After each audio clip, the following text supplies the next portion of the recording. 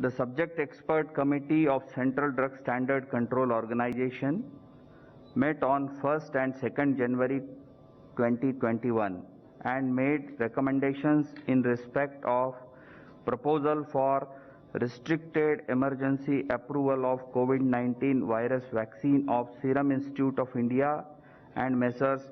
Bharat Biotech, as well as phase 3 clinical trial of Messrs. Cadila Healthcare Limited. The subject expert committee consists of domain knowledge experts from the field of pulmonology, immunology, microbiology, pharmacology, pediatrics, internal medicine, etc. Messrs. Serum Institute of India, Pune has presented a recombinant chimpanzee adenovirus vector Covishield encoding the SARS-CoV-2 spike S glycoprotein with technology transfer from AstraZeneca, Oxford University. The firm submitted safety, immunogenicity and efficacy data generated on 23,745 participants aged more than or equal to 18 years or older from overseas clinical studies. The overall vaccine efficacy was found to be 70.42%. Further, Messrs. Serum was granted permission to conduct phase 2/phase 3 clinical trial on 1600 participants within the country. The firm also submitted the interim safety and immunogenicity data generated from this trial, and the data was found comparable with the data from overseas clinical studies. After detailed deliberations, subject expert committee has recommended for the grant of permission for restricted use in emergency situation subject to certain regulatory conditions. The clinical trial ongoing within the country by the firm will continue. Messrs. Bharat Biotech has developed a whole virion inactivated coronavirus vaccine named Covaxin in collaboration with ICMR and National Institute of Virology, Pune, from where they received the virus seed strains.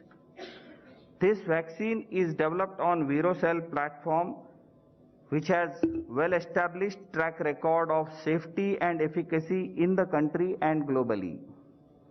The firm has generated safety and immunogenicity data in various animal species such as mice, rats, rabbits, Syrian hamster, and also conducted challenge studies on non-human primates, rhesus macaques, and hamsters.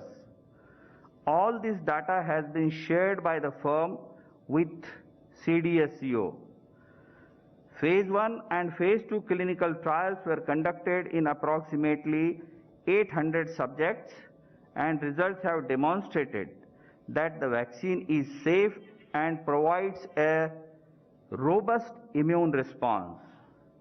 The Phase 3 efficacy trial was initiated in India in 25,800 volunteers, and till date, approximately 22,500 participants have been vaccinated across the country, and the vaccine has been found to be safe as per the data available till date.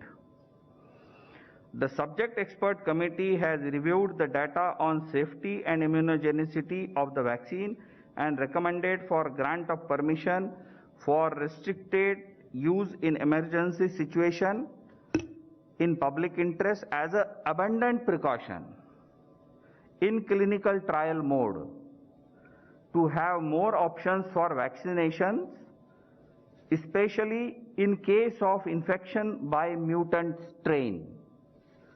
The clinical trial ongoing within the country by the firm will continue. The Cadila Healthcare Limited has developed a novel coronavirus 2019 nCoV vaccine using DNA platform. The firm initiated phase 1/phase 2 clinical trial in India in more than 1,000 participants which is ongoing. The interim data suggest that the vaccine is safe and immunogenic with 3 doses when administered intradermally. Accordingly, firm has sought permission to conduct further phase 3 clinical trial in 26,000 Indian participants, which has been recommended by subject expert committee. Messrs Serum and Messrs Bharat Biotech vaccines have to be administered in 2 doses. All the 3 vaccines have to be stored at 2 to 8 degrees centigrade. After adequate examination, the CDSCO has decided to accept the recommendations of the expert committee. Bharat Biotech are being approved for restricted use in emergency situation, and permission is being granted to Messrs Cadila Healthcare for conduct of phase 3 clinical trial in India. So I think it's a great day for our country, and it's a very good way to start the new year.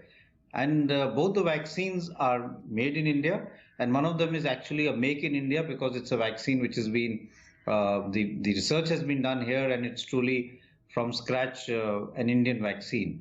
But I think the reason why it's a very great moment is that unlike in the past where we had to rely on imports for various products, whether it be PPE or N95, now we have vaccines which are being manufactured in India, and therefore we don't have to rely on vaccines coming from outside, and they're cost effective, they're easy to administer between 2 to 8 degrees centigrade, which is what can be done in an ordinary fridge. And we already have a very strong backbone of a universal immunization program. Therefore, I think this is great news, and we should in a very short period start rolling out the vaccine, and this will really help us to bring down our mortality and get a control of the pandemic. So I think it's important to understand that when we look at any vaccine, safety is paramount. And therefore, a vaccine goes through various stages of studying to make sure that it's safe. It started off with animal studies. You start with small animal, hamsters, and then you go on to large animals like monkeys, and then you see that it is safe in them. Then only do you come to what we call human trials, and you do a phase 1 human trial, which is actually looking at safety and what would be the dose which is safe and effective. Then you go on to efficacy trial and again safety trials in phase 2 with a larger number of people, and then phase 3 trials. And then all that data is critically looked at by the regulatory authorities, by the experts, and then only is the vaccine given an approval. So at multiple levels, safety is looked at. So I don't think we should be concerned that much as far as safety is concerned. Even as far as the Bharat Biotech vaccine is concerned, it is on a traditional platform, which has been used for other vaccines also. So it's been shown to be safe, and they have robust data from phase 1 and phase 2 to show that it's a safe vaccine. So we should be assured as far as safety of the vaccines are concerned. If you look at the approval of Covaxin, it says clearly that it is for an emergency situation. It's not an emergency use authorization that has been given for Serum Institute. So because of the fact that more data still is needed, they have just given an emergency approval for an emergency situation, and that is keeping in mind the situation globally. If you look at what is happening in UK, what is happening in Europe, and what is happening in the US, there's a huge surge in number of cases. UK is reporting almost 57 to 60,000 cases per day, a huge increase in number of deaths. And this is because of the variant strain that is circulating. India has already had reports of around 29 to 30 cases of this variant strain. So there is a concern that the benefits that we have achieved over the last 10 months, the decline in the number of cases, the decrease in our mortality, should not get suddenly sort of displaced, and we start seeing an increase in number of cases because of this variant strain. We don't have an effective antiviral drug. What we have is vaccines. So we must be proactive, and that is why in an emergency situation where there is suddenly an increase in number of cases and we need to vaccinate a large number of people, the Bharat Biotech vaccine will be used. Or when we have a situation where we are not sure how efficacious the Serum Institute vaccine is going to be, then as a backup, the Bharat Biotech vaccine can be used. So the approval clearly says that only for an emergency situation, keeping in mind the circulating variant strain. And at the same time, they have to continue to do the trial and get the data in. So once that data comes in, we will be able to be more confident as far as the safety and efficacy is concerned. So I think in the beginning, it will be basically Serum Institute of India, the AstraZeneca vaccine, which will be given. They already have 50 million doses available, and they will be able to give that to the initial phase where we will vaccinate around 3 crore people. And then gradually we will build on that. And by that time, the Bharat Biotech data will also be available. So this is, I think, important to understand that we are trying to really take care of any eventuality. For example, the vaccine which is being used in UK, because of the situation that the number of cases have increased, they've actually changed the timeline. The second dose was to be given at 28 days. They're now giving it at 12 weeks because of the situation that they are wanting to vaccinate as many people as possible just with the first dose, because that will give them some protection and decrease the number of cases. So it's like a similar situation that we are being proactive rather than being caught off guard. Currently, based on whatever data is available in terms of the mutations that have happened, and there are 17 mutations which have happened in the UK variant. There's also another variant which is from South Africa, which has also shown mutations, and that is also more infectious. But whatever data has emerged from these two variants does suggest that the current vaccines which are being used will be effective, because these vaccines work on different points as far as the spike protein epitope is concerned, and they have multiple ways of working. The vaccine works by producing antibodies, which we call neutralizing antibodies, which fight against the virus, but they also produce what we call cell-mediated immunity. And this is a T-cell immunity, which also fights against the virus, which is also being produced, and it also causes memory cell to get stimulated so that they remember about this virus, and later on more antibodies can be produced. So therefore, there are multiple sites where the vaccines will work, and therefore mutations as of now should not really have a major effect on the vaccine efficacy. But we know that this virus continues to mutate, and therefore we have to be very careful for the future. We don't want to be in a situation like we were last year, and that is something that we need to work proactively on. So now that the approval has been given by the regulatory authorities, and this means that now the government is in a position to buy the required doses so that it can be administered. We already have had a dummy run done yesterday, and all the minor issues which may have come, whether it be internet connection or cold storage or managing crowds of people who will come for vaccination, all of that will get sorted out. So I'm very hopeful that within the next 10 days to 14 days, we will start rolling out the vaccination, and a large number of people will start getting vaccinated within this month. So we are looking at groups less than 50 years. Now, if you look at the criteria in phase 1, it's all individuals who are more than 50 years of age. And that is divided into two. One is 60 years and above, and then 50 to 60 years.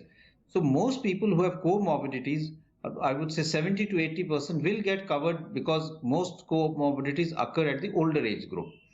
However, there would be some individuals, young diabetics, people with disability, or people with certain disorders like sickle cell disease, which occurs in a younger age group, who may get missed out and may have a higher chance of developing severe disease.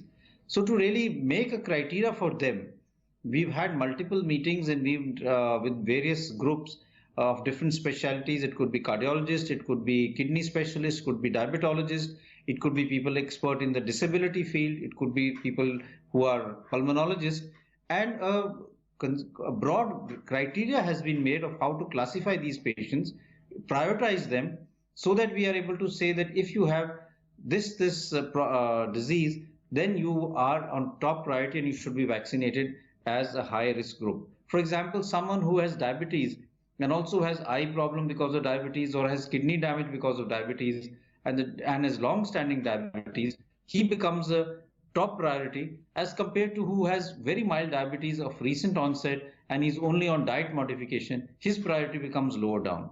So based on a criteria, we have tried to make a standard protocol, comorbidities, and by that it will be simple, easy for a general practitioner to classify patients, and based on that the data can be uploaded to the CoWIN platform, and then these individuals can be informed that you are also prioritized to get the vaccine and they will be vaccinated. So challenges are going to be both from the administration point of view and from the public point of view. From the administration, the challenge is to make sure everything runs smoothly. We have cold chain being maintained, enough doses delivered to each site. The vaccinators are there to vaccinate, and has to be done twice. So the whole process can be done smoothly twice without any glitch is what the challenge is going to be. From the public side of view, I think the most important challenge is to reassure the public that this is a safe and effective vaccine. They should not really start getting worried about all the rumors and the infodemic that is going along in social media. Have faith in your scientists, in your regulatory authorities. Come forward and get yourself vaccinated, because this is the only way that we can decrease the death rate and actually get over the pandemic. And there should be voluntary, people should come when their turn comes to get themselves vaccinated in a very smooth manner so that it can be done properly. And if we are able to meet these two challenges, I think we will have a very smooth rollout of the vaccination as far as adults are concerned. So in the end, when we have, so our aim is, one is to decrease mortality by vaccinating the high risk group, and then start vaccinating enough people so that there is good amount of people who are having immunity. And when we talk of immunity, it can be vaccine related immunity or immunity because of the infection that they've got.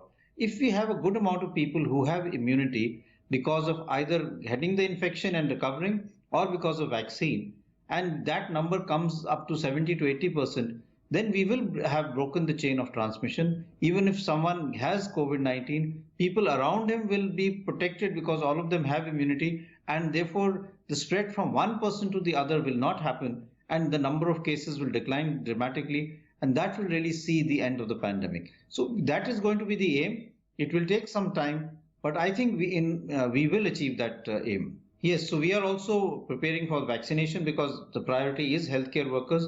So the list of all healthcare workers, including everyone, has already been sent, and it is being uploaded. And then as and when the vaccine is available, we will start vaccinating our healthcare workers as per their turn.